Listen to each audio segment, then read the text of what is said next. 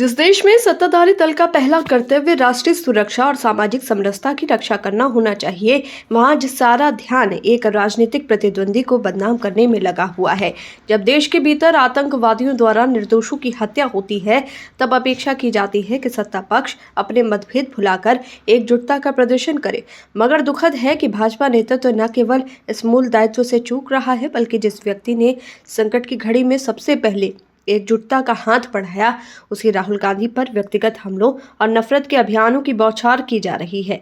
ये परिदृश्य उस लोकतंत्र के लिए शर्मनाक है जो विविधता, सहिष्णुता और राष्ट्रीय एकता के मूल्यों पर टिका है। पहलगाम हमले के बाद जब सरकार से अपेक्षित था कि वो आतंक के खिलाफ निर्णायक कार्रवाई का संकेत दे, तब भाजपा ने इसका इस्तेमाल राजनीतिक लाभ के लिए किया।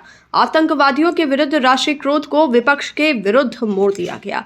राहुल गांधी जो हमले के बाद सबसे पहले कश्मीर पहुंचे और सरकार को पूरा समर्थन देने का ऐलान किया, उन्हें ही आतंकियों का साथी बताया गया।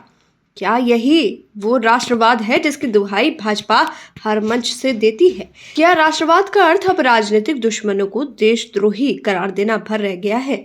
अमेठी और रायबरेली में राहुल गांधी के विरुद्ध लगाए गए पोस्टर केवल एक राजनीतिक विरोध नहीं, बल्कि ये संकेत देते हैं कि भाजपा ने अब लोकतांत्रिक मर्यादाओं को भी परवाह नहीं करता।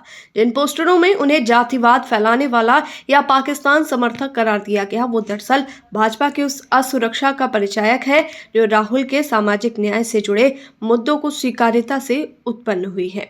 जातिगत जनगणना की मांग कोई अपराध नहीं है, बल्कि ऐतिहासिक विषमताओं को दूर करने का लोकतांत्रिक उपाय है। और यदि यही मांग देश को तोड़ने वाली कही जा रही है, तो ये उस मानसिकता का पर्दाफाश है जो भारत को केवल एक धर्म और एक सोच के दायरे में कैद देखना चाहती है।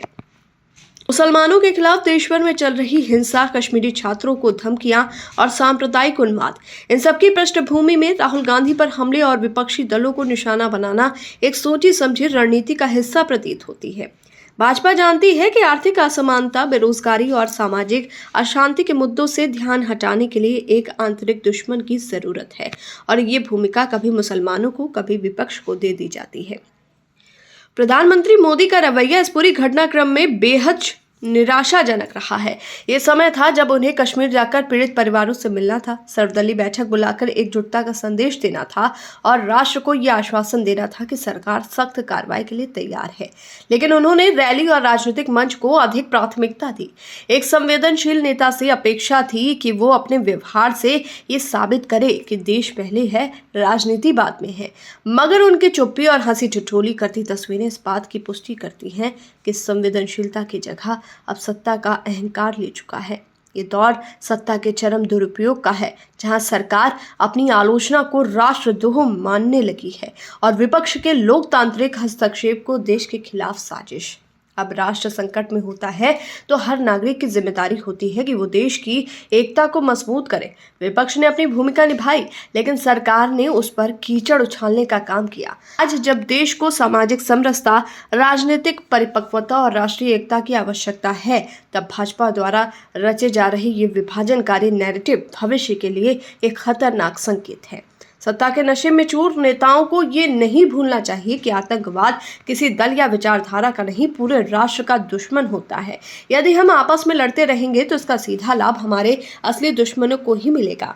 अब वक्त है कि सरकार अपने छोटे राजनीतिक हितों से ऊपर उठे और राष्ट्रीय हित में विपक्ष को सहयोगी माने, ना कि दुश्मन। यही भारत की परंपरा है और यही इसकी ताकत भी।